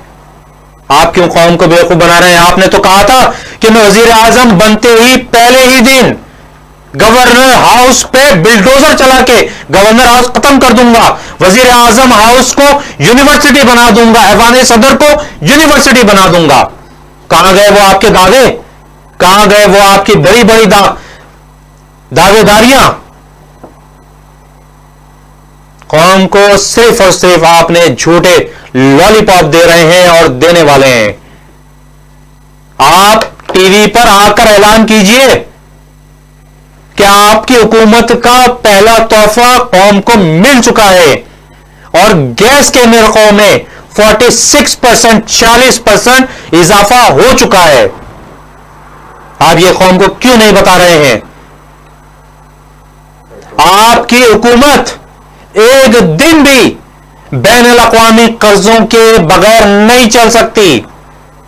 आप में हिम्मत है, आप में जुर्रत है, तो आप जो कह रहे हैं कि प्राइम मिनिस्टर हाउस की 12-15 गाड़ियां आपने नीलाम पे लगा दी, आप में जुर्रत है, आप में हिम्मत है, तो कहिए कि मैं चीफ जस्टिस ऑफ पाकिस्तान की गाड़ियां नीलाम पे लगाता हूं। आप में हिम्मत जुर्रत है, आप कहिए कि मैं chief of army staff, chief of naval staff, chief of air staff की लग्जरियस गाड़ियों, करोड़ों रुपए मालियत की गाड़ियों को नीलाम पर लगाता हूं और इसका पैसा कौमी खजाने में जाएगा। क्यों? वजीर आजम पाकिस्तान, सदर Pakistan, chief of army staff, chief of naval staff, chief of air chief marshal क्यों पाकिस्तान की बनी हुई गाड़ियों में सफर क्यों नहीं कर सकते? क्यों ये लोग BMW, मर्सिडीज गाड़ियों में सफर करते हैं? आप कहिए कि आइंदा से किसी सरकारी अफसर को, किसी जर्नल को आइंदा से रिटायरमेंट पे कोई प्लॉट नहीं मिलेगा। रिटायरमेंट पे सिर्फ उतनी पेंशन मिलेगी, उतने प्लॉट, बंगले, जायज जमीन मिलेगी जो एक आम क्लर्क को मिलती है, एक आम सरकारी सिविल ऑफिसर को रिटायरमेंट में मिलती है। आप में हिम्मत है, आप में जुर्रत है, तो आप बताइए कि सन 2002 से लेकर 2017 तक जो अमेरिका की जानिब से पाकिस्तानी फौज को 32 अरब डॉलर, 32 बिलियन डॉलर की इमदाद दी गई कोएलिशन सपोर्ट फंड में, आइए उसका ऑडिट करते हैं, बताते हैं कि किस मद में कौन सी रकम खर्च हुई। कहा जाता है पाकिस्तान की फौज ने दहशतगर्दी के खिलाफ बड़ी कुर्बानियां दी। हमें भी अफसोस है जो पाकिस्तानी फौज के जवान अफसरान शहीद हुए, जो सिविलियन शहीद हुए, हमें बहुत अफसोस है। लेकिन कौम को बताइए कि यह जंग आपने मुफ्त में नहीं लड़ी, इस जंग का आपको डॉलरों में पेमेंट हुई है, चंद 100 रुपए पेमेंट नहीं हुई। 2002 से लेकर आज तक आपको 4000 अरब रुपए की पेमेंट्स हुई है अमेरिका की तरफ से। आप में शर्म है, आप में गैरत है, तो ये 4000 अरब रुपए अमेरिका के मुंह पे दे मारिए, कहिए कि ये पैसा हमें नहीं चाहिए, ये जंग हमारी है, हम अपने माली वसाइल से, अपने बलबूते पे ये जंग लड़ेंगे। खैरात के बगैर आपका मुल्क नहीं चल सकता, आपकी अकल किस बात की है? आप कहिए हम खुददार कौम है, हम बागैरत कौम है, हम अमेरिका को नेस्त नाबूद कर देंगे। आप अमेरिका के F-16 तैयारे अमेरिका के मुंह पे दे मारिए। आप में हिम्मत जरूरत नहीं है, आप कौम को बेवकूफ बना रहे हैं। आप कहिए कि जो 1200 अरब रुपए सालाना कौम अपना पेट काट कर फौज को देती है, उसमें कटौती की जाएगी और उस रकम से हॉस्पिटल बनाए जाएंगे, उस रकम से स्कूल बनाए जाएंगे, यूनिवर्सिटियां बनाई जाएंगी। आपने कहा अपनी पहली तकरीर में इमरान खान साहब कि वजीर आजम हाउस में 300, 350, 400 का स्टाफ है, लेकिन आपने नहीं बताया अभी तक उन स्टाफ के साथ आपने क्या किया। आपने क्या निकाल बाहर किया? क्या आपने तनख्वाहें देनी बंद कर दी? आप बताइए कौम को कि थर में गरीब आवाम को पानी पहुंचाने के लिए आपके पास क्या प्लान है, क्या मंसूबाबंदी की? आप सवाल उठाइए कि पाकिस्तान में सरकारी अस्पतालों में कितनी एम्बुलेंसेस हैं। आप जवाब तलब कीजिए कि ये जो बड़े बड़े तराने बनाए जा रहे हैं, नगमे बनाए जा रहे हैं, बड़ी बड़ी परेडें हो रही हैं, सैकड़ों की तादाद में, दर्जनों के हिसाब से जो परेडें हुई हैं, कौमी खजाने का इन पर कितना पैसा खर्च हुआ है? इन पैसों से जो करोड़ों रुपए के तराने बनाए जा रहे हैं, नगमे बनाए जा रहे हैं, मीडिया पे करोड़ों अरबों रुपयों की कैंपेन चलाई जा रही है, काश ये पैसा गरीबों के इलाज पर खर्च होता, काश ये पैसा गरीब किसानों के ऊपर खर्च होता, काश ये पैसा गरीब सरकारी मुलाजिमीन की पेंशनों में इजाफे पर खर्च होता। पाकिस्तान के चप्पे चप्पे पे हर शहर में जो दर्जनों के हिसाब से परेडें की गई हैं आज और कल की जाएंगी, कौम को बताया जाए कि कितना पैसा खर्च हो रहा है, ये पैसा कहां से आ रहा है? ये गरीब टैक्स देने वालों का पैसा है। आप कौम की आंखों में धूल झोंकते हैं। आप कौम को बताइए कि आपकी डिप्लोमेटिक स्ट्रेटेजी नाकाम हो चुकी है, आपकी सिफारती हिकमत अमली नाकाम हो चुकी है। दुनिया में आपका कोई दोस्त नहीं है। इंडिया एक तरफ अमेरिका से बड़े बड़े मुआहदे कर रहा है, दूसरी तरफ वो रशिया से मुआहदे कर रहा है। आप ना रशिया से मुआहदे कर पा रहे हैं, ना आप अमेरिका से कोई मुआहदा किया आपने, बल्कि आप चाइना के 62 अरब रुपए के कर्जों पे खुश हो रहे हैं, जिसकी अदायगी पाकिस्तान के अवाम देंगे और उनके आने वाली 25 नस्लें उनकी अदायगी करेंगी सूद समेत। इमरान खान साहब, आप में जुर्रत है तो जो आपने बड़े बड़े दावे किए थे, आज उन दावों को अमली जामा पहना के दिखाइए।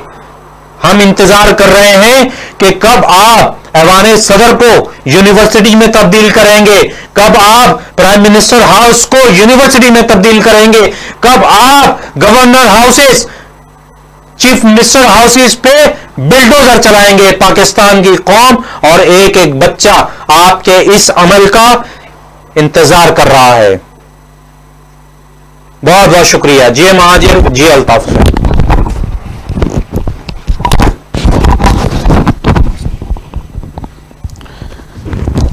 शुक्रिया मंजूर भाई। कासिम भाई ने और मंजूर भाई ने अपने नुकात बयान किए। इस वीडियो कॉन्फ्रेंस में कुछ अहम ऐलानात हैं और कुछ हिदायत हैं और कुछ इख्तितामी नुकात हैं जो मैं बयान करना चाहूँगा। सबसे पहले तो जो कासिम भाई ने और मंजूर भाई ने कहा, अल्ताफ भाई के चाहने वालों, बेटे बेटियों, मिलेनियल्स, इस बात पर जो कासिम भाई ने जो टोले और टोलियों के हवाले से बात की, वो अफराद जिन्होंने कायद तहरीक अल्ताफ हुसैन भाई और वफा परस्तों के खिलाफ जो अमल किया, अल्ताफ भाई के बेटे और बेटियों, मिलेनियल्स, याद रखना और यकीन रखना कि बाबा महाजिर कौम बानी कायद तहरीक अल्ताफ भाई से लाताल्लुकी और महाजिर कौम पर जुल्म करने वाले अपने इबरतनाक अंजाम और कुदरत के मकाफात अमल से बच नहीं सकते। और ये सब आप और हम सब इंशाअल्लाह अपनी आंखों से देखेंगे। अल्ताफ भाई के चाहने वालों, वफा परस्तों, आप और हम सब जानते हैं कि अल्ताफ भाई अपने वीडियो खिताबात, लेक्चर्स, वो तमाम लेक्चर्स, चाहे वो वीडियो की शक्ल में हो, चाहे ऑडियो की शक्ल में हो, चाहे अल्ताफ भाई के वक्तन फ़वक्तन आने वाले बयानात हों, उस शक्ल में हों। हम और आप सब उससे सीख रहे हैं। अल्ताफ़ भाई हमारी तरबियत कर रहे हैं, हमें तारीख बता रहे हैं। इसी हवाले से रिसेंटली अल्ताफ़ भाई के 2 लेक्चर्स जो उन्होंने बलूचिस्तान की तारीख के हवाले से बताया,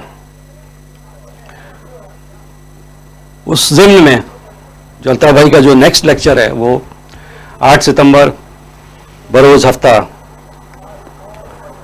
अल्ताफ़ भाई वो लेक्चर देंगे, जो कि तीसरा हिस्सा होगा उन तारीख़ी लेक्चर्स का, जो बलूचिस्तान के हवाले से, बलोच आवाम के हवाले से, बलोच कॉमरेड्स के हवाले से, जो उन्होंने कुर्बानियाँ दी हैं, जो उन पर जुल्म हुआ है और जो तारीख़ी हकीकत है, उस हवाले से अल्ताफ़ भाई 8 सितंबर बरोज़ हफ्ता को इस सिलसिले की इन लेक्चर्स की जो 3rd पार्ट है वो अल्ताफ़ भाई इंशाअल्लाह डिलीवर करेंगे।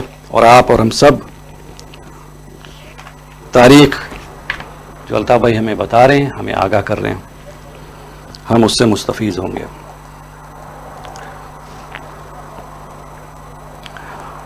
दूसरा जो ये ऐलान भी है और इसको हिदायत भी आप लीजिएगा, ये तमाम जिम्मेदारान और कारकुनान पूरी दुनिया में अल्ताफ़ भाई के चाहने वाले जहाँ जहाँ मौजूद हैं, उनके हवाले से है कि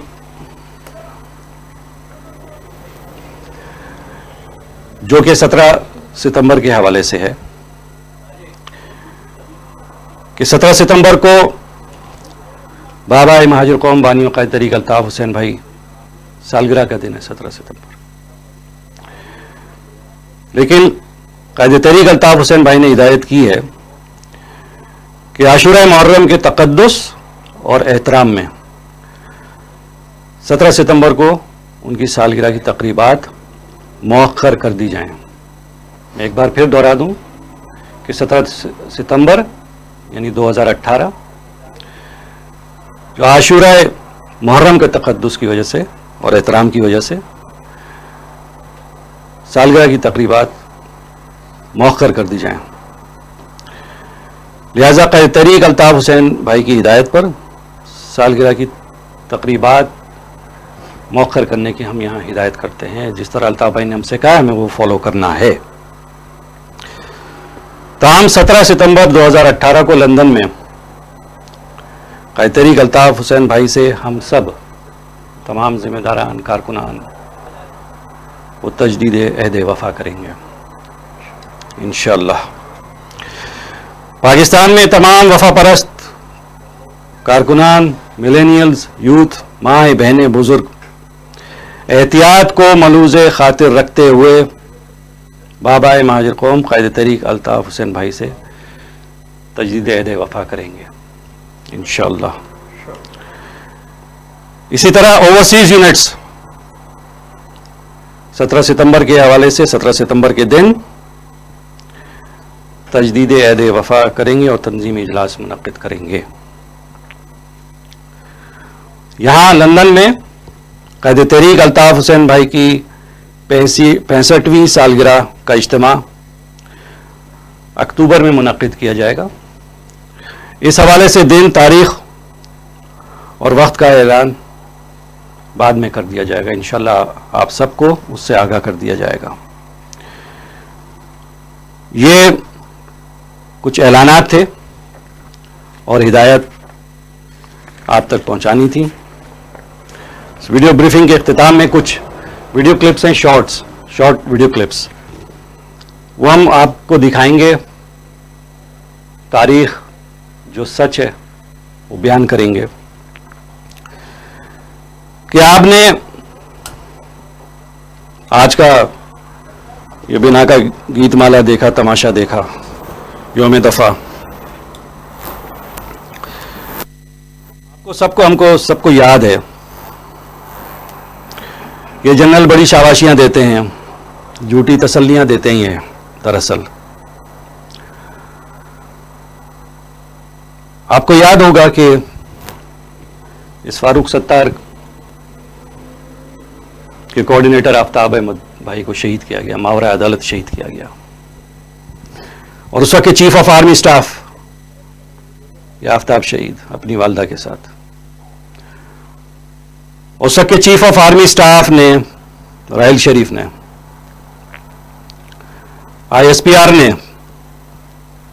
ये जारी किया। ISPR का देख रहे हैं कि the chief of army staff, थोड़ा इसको नीचे कीजिएगा जी,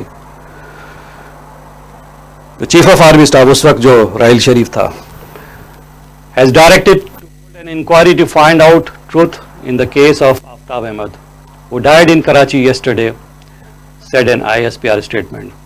He instructed to ensure that justice must be done. ये आप देख रहे हैं, ये ट्वीट है इनके ऑफिशियल ISPR का।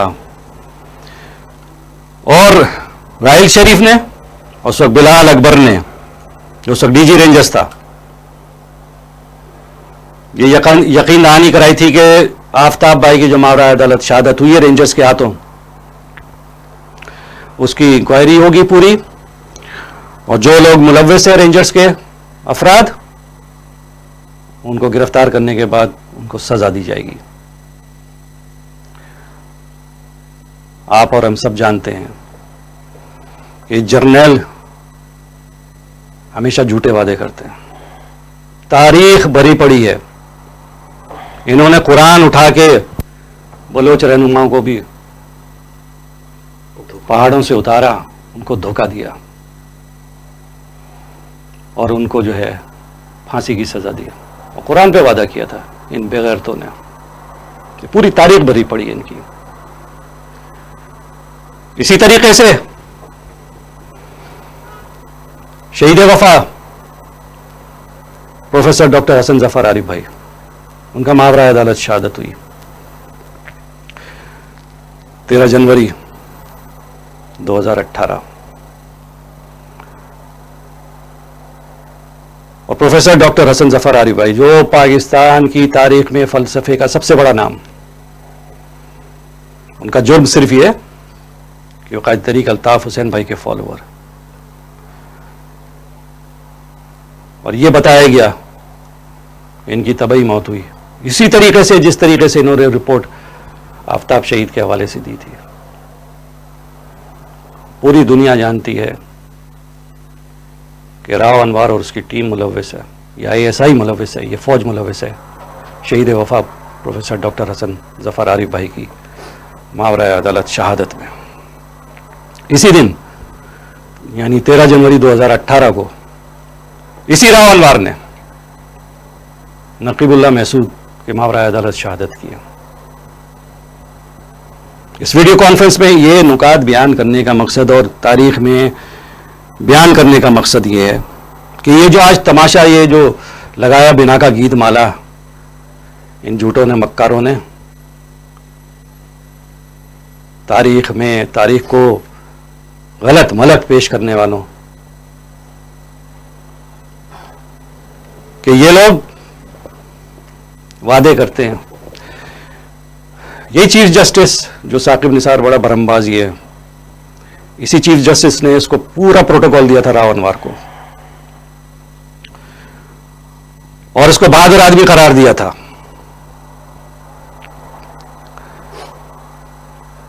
नकीबुल्लाह महसूद की मावरा अदालत उसी दिन होती है जिस दिन 13 जनवरी 2018 को, जिस दिन शहीद वफा प्रोफेसर डॉक्टर हसन जफर आरिफ भाई को मावरा अदालत शहीद किया जाता है। अब ये जाके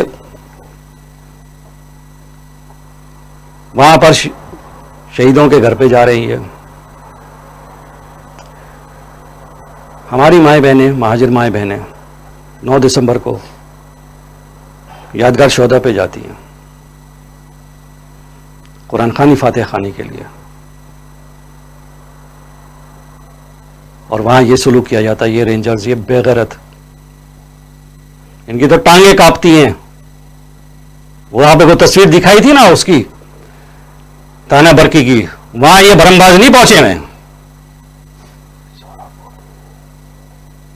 ये सोराबगढ़ पे जाके इनकी टांगे कांपती हैं बेगैरतों की, और वो पाकबाज माएँ बहनें बेटियां जो अपने प्यारों के लिए, उनके लिए कुरान खानी और फातिहा खानी के लिए आए, तो ये बेगैरत रेंजर्स उन पे एहतियात थाने।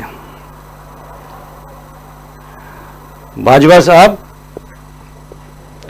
तुमको कैसा लगता है कि जब तुम आज ये जो फूलों की चादर चढ़ाने इस इमरान खान के साथ तुम यादगार शोधा पे जा रहे हैं? इससे पहले तो तुम्हारे कोई यादगार शोधा नहीं थी ना बेघर तो,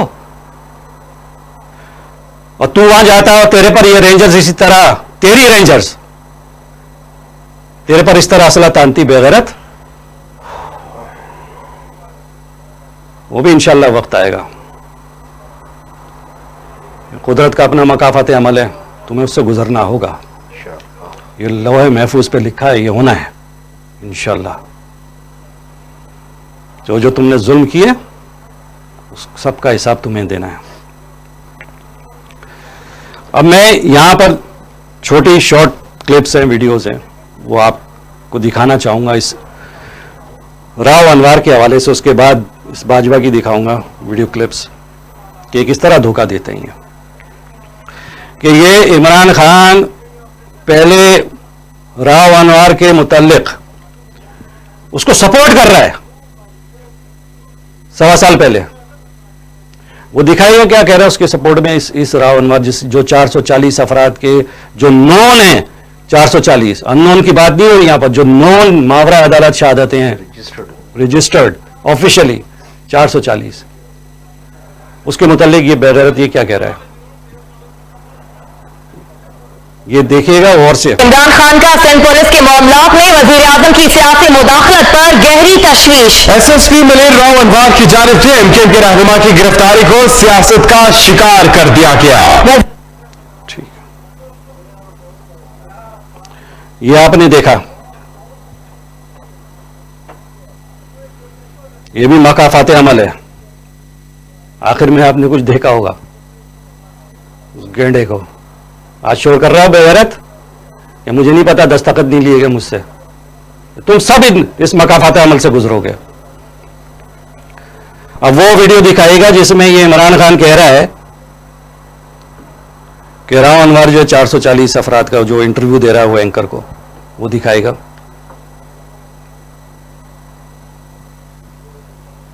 ये देखिएगा और से। मैं साथ यही मैं जरूर कहूँ, आप मुझे बताएं कि AD Khawaja 440 extra judicial killing schemes, वो आज भागा हुआ है। राव अनवार आज भागा हुआ है, यानी वहां उनका एसपी पुलिस अपने जो जिनके साथ पुलिस वालों के साथ मिलके कत्ल करा वो भागे हुए हैं आज।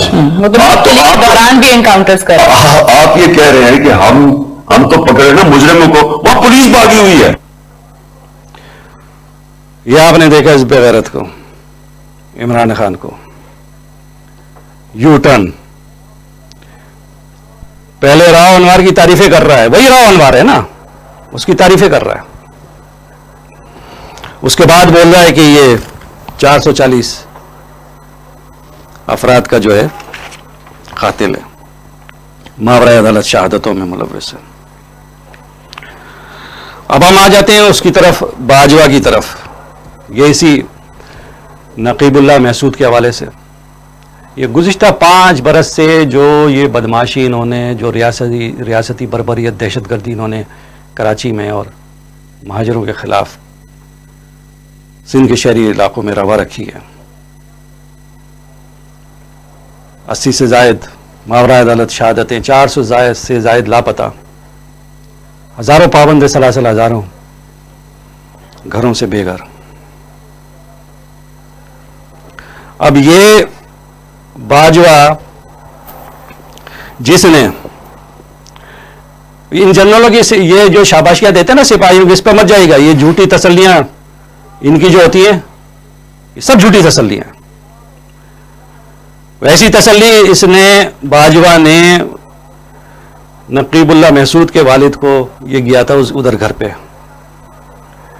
और खुद इसने राव अनवार को जो शाही महल में रखा हुआ है, जिस तरह एहसानुल्लाह एहसान को और दीगर को रखा हुआ है, और एबटाबाद में रखा था 5 साल 6 साल उसको, उसामा को।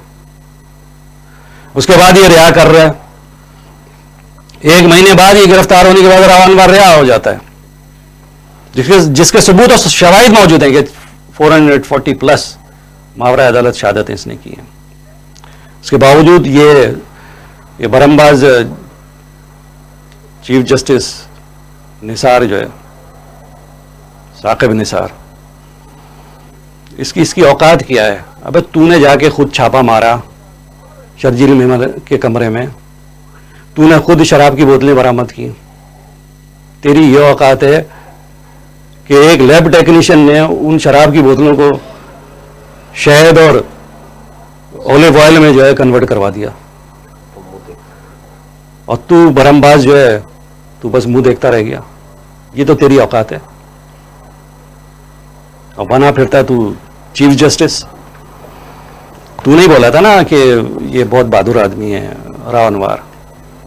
अब ये जाके झूठी तसल्लियां किस तरह दे रहा है ये बाजवा जो है उस बेचारे नकीबुल्लाह महसूद के गमज़दा बाप को। क्या कह रहा है ये देखिएगा और सुनिएगा, और ये रिपोर्ट देखिएगा। किया। आर्मी चीफ ने मकीम में नकीबुल्लाह मसूद के वालिद से मुलाकात की और मकतूल के बच्चों को गोद में उठाकर प्यार किया। जनरल कमर जावेद बाजवा ने मकतूल नकीबुल्लाह मसूद की रूह के साले सवाब के लिए फातिहा ख्वानी भी की। इस मौका पर आर्मी चीफ का कहना था कि पाक फौज नकीबुल्लाह मसूद के कातलों की गिरफ्तारी में हर मुमकिन मदद फराहम करेगी। ये आपने देखा कि नकीबुल्लाह मसूद के वालिद साहब के पास जाके क्या वादे वईद कर रहा है, उस शहीद के बच्चों को गोद में ले रहा है, फातिहा भी कर रहा है। ये जो जनरल होते हैं ये फौज के, ये इसी तरह झूठी तसल्लियां देते हैं, झूठे वादे करते हैं। कुरान तक पे यही फौज थी ना जिसने खाने काबा में भी गोलियां चलाई थी। इतने बेगैरत नहीं है। यही फौज कुरान सामने रख के वादे वईद करती है, उसके बाद में सजाए मौत दे देती है बलोच रहनुमाओं को। ऐसे जनरलों पर, सिपाहियों को नहीं, सिपाहियों को तो सलाम है, ऐसे जनरलों पर लानत, अल्लाह की लानत। इस तरह ये झूठ बोलते हैं, बेगैरती है। अब एक वीडियो और है जो मैं आपको दिखाना चाहूंगा, वो भी शॉर्ट ब्रीफ है, कि ये नकीबुल्लाह मसूद के वालिद मोहतरम ये क्या बोल रहे हैं मीडिया के सामने कि किसने इनसे वादे किए। इसकी आवाज़ थोड़ी बढ़ा दीजिएगा जी।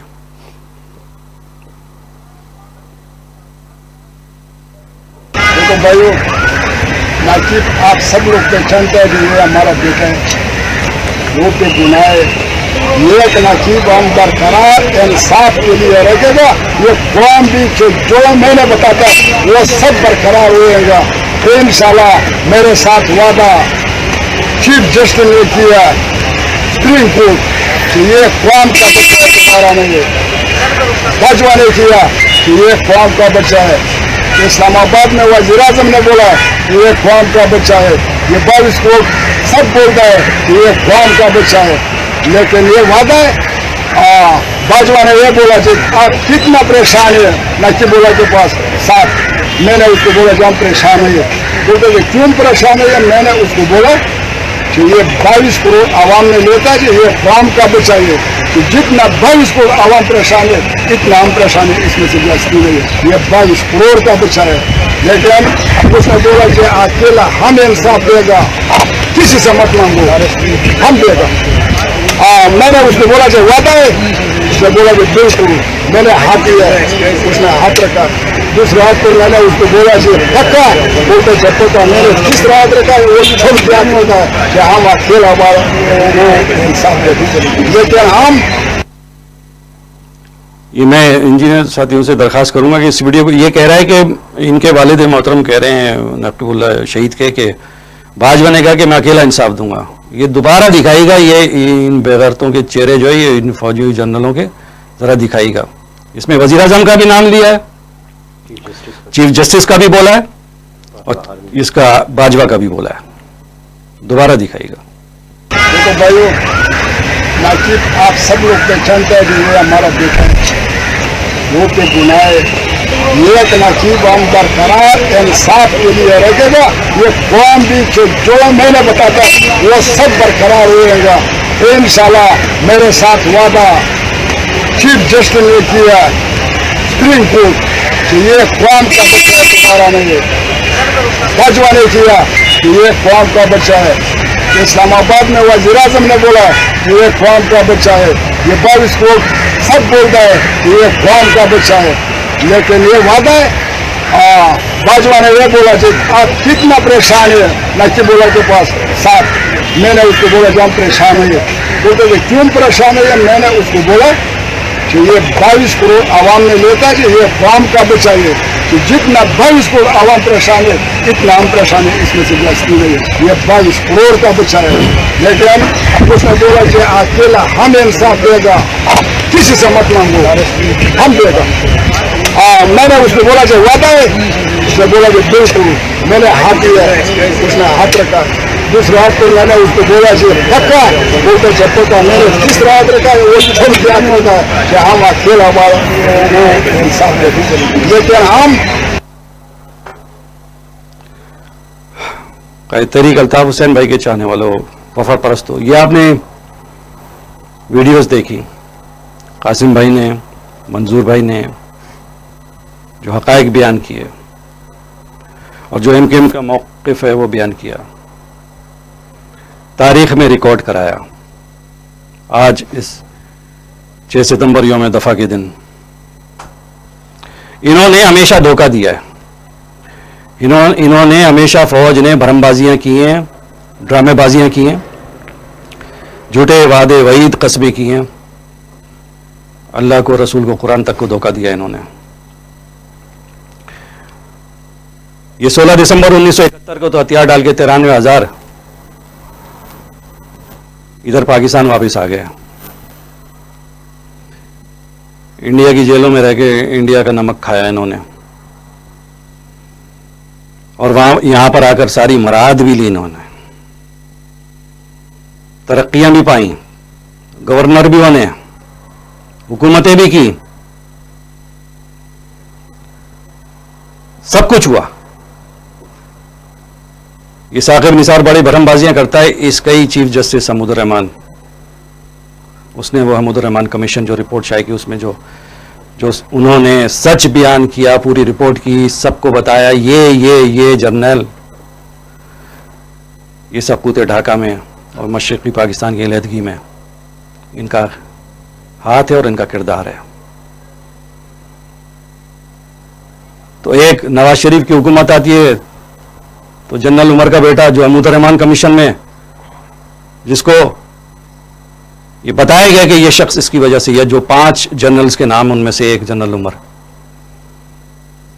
तो नवाज शरीफ की हुकूमत आती है तो एक बेटे को, उसको जुबैर को, वो गवर्नर सिंध बनाता है, और दूसरा जो बेड़ा गर्क कर रहा है ये इसकी वजारत खजाना में उमर, असद उमर, वो पीटीआई में शामिल है। ये हैं जनरलों के ठाट बाट और अय्याशियों और उनकी औलादों की, कि जो मुल्क को 2 लाख करने के बताते हैं ना, आज की तुमने जो बिना का गीत माला लगाई थी उस पर बताते, हमीदुर रहमान कमीशन, उस पर बताते ना जनरल उमर के बेटे आज कहां पर हैं, बताते कौम को सच। जिन लोगों ने, जो रेड क्रॉस के 66 कैंप्स में आज भी रह रहे हैं, आज भी वो 23 मार्च और 14 अगस्त मनाते हैं, पाकिस्तान का झंडा लगाते हैं। उन 3.5 लाख पाकिस्तानियों को तुम लेके नहीं आए। हाँ, तुम्हारी 93,000 फौज जो है वो खाती भी रही, कमाती भी रही, वहां रही भी जेल में बाइज्जत और हिफाजत। उसको जब वो आए तो तुमने हार फूल पहनाया उनको, जैसे पता नहीं कौन सा बेगैरत मार का फतह करके आ रहे हैं, मगर नहीं लाए तो तुम उन 3.5 लाख पाकिस्तानियों को, जो आज भी रेड क्रॉस के 66 कैंप्स में कसमा पुरसी की जिंदगी गुजार, उनको तुम नहीं लेके आए। उनको भी तुमने वादा किया था हम लेके आएंगे। तुमने बलोचों से भी वादा किया था, तुमने आफ्ताब शहीद की वालदा से और पूरी कौम से वादा किया था। तुमने नकीबुल्लाह महसूद के वालिद से वादा किया, जो अभी दिखाया आपको। आज तमाम वो लाखों अफराद जो तुम्हारी वजह से मुतासिर हुए, जिनको तुमने शहीद किया, जो तुम्हारी वजह से शहीद हुए, जिनको तुमने लापता किया, जिनके घरों पे तुमने गैर कानूनी और गैर आईनी छापे मारे, जो तुम्हारी वर्दी की वजह से, तुम्हारे हथियारों की वजह से तशद्दुद का निशाना बने, अपाहज हुए, माजूर हुए, वतन से दूर हुए, घर से दूर हुए। आज इस तुम्हारे 6 सितंबर यौम दफा के हवाले से वो तमाम के तमाम अफराद, वो तमाम मुतासरीन तुम्हारी जबरदस्ती के बिना का गीत माला में उसको देख रहे तो होंगे, मगर आज वो नोहा कर रहे हैं 6 सितंबर यौम दफा के हवाले से। अहमद फराज ने कहा था, अब किसका जश्न मनाते हो? उस देश का जो तकसीम हुआ। अब किसके गीत सुनाते हो? उस तन मन का जो दो नीम हुआ, उस ख्वाब का जो रेजा रेजा उन आंखों की तकदीर हुआ, उस नाम का जो टुकड़े टुकड़े गलियों में बेतौकीर हुआ, उस परचम का जिसकी हुर्मत बाजारों में नीलाम हुई, उस मट्टी का जिसकी हुर्मत मंसूब अदू के नाम हुई, उस जंग का जो तुम हार चुके, उस रस्म का जो जारी भी नहीं, उस जख्म का जो सीने पे ना था, उस जान का जो वारी भी नहीं, उस खून का जो बदकिस्मत था, राहों में बहा या तन में रहा, उस फूल का जो बेकीमत था, आंगन में खिला या बन में रहा, उस मशरिक का, मशरकी पाकिस्तान, उस मशरिक का जिसको तुमने नेज़े की यानी मरहम समझा, उस मगरिब का जिसको तुमने जितना भी लूटा कम समझा, उन मासूमों का जिनके लहू से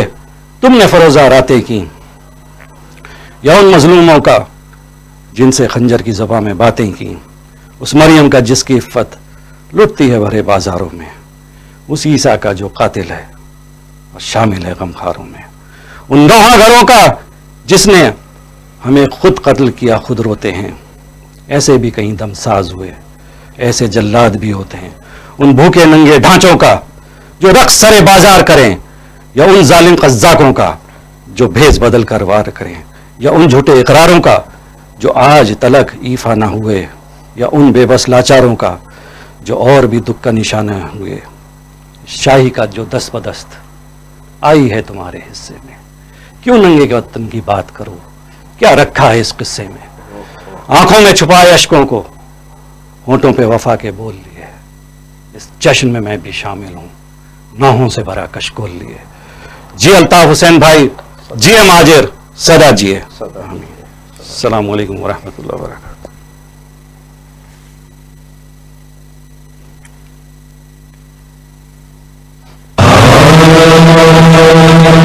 फसले गुल है अब जहां में, ऐ शहीदों तुम कहाँ हो? फसले गुल है अब जहां में, ऐ शहीदों तुम कहाँ हो? ताज़गी है गुलसिता में, ऐ शहीदों तुम कहाँ हो? सब्ज़ व खुर्रम दश्ते दुनिया है तुम्हारे गम में गिरिया, बुलबुले शाखे गुलिस्तान रो रो कहते हैं ये अल्लाह, मेरे फूलों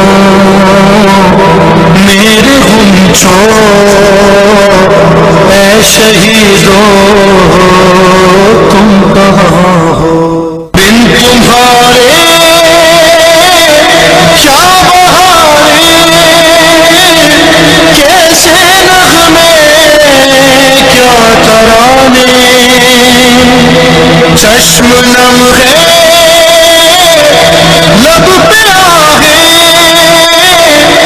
हम मिलेंगे कब न जाने, पास अपने अब बुला लो ऐ शहीदों तुम जहाँ हो, फसले गुल है अब जहाँ में ऐ शहीदों